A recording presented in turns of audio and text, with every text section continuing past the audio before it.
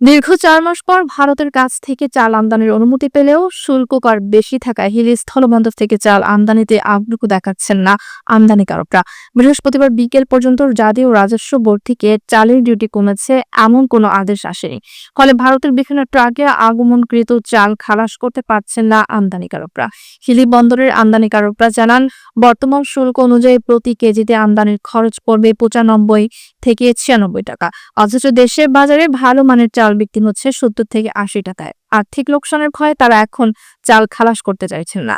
সরকার ৫ lakh metric ton সিদ্ধ ও আতপ চাল আমদানির সিদ্ধান্ত নিয়েছে। ইতোমধ্যে ২৪২ জন আমদানিকারক প্রথম পর্যায়ে অনুমতি পেয়েছেন।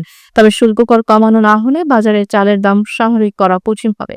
হিলি বন্দরের উপসহকারী ইউসুফ আলী ও শুল্ক কর্মকর্তা নিজামুদ্দিন জানান, এখন পর্যন্ত ডিউটি কমানোর কোনো আদেশ তাদের কাছে পৌঁছায়নি। তাই আগ্রহী আমদানিকারকরা চাইলে বর্তমান শুল্ক দিয়ে চাল বন্ধ থেকে খালাস করতে পারবেন।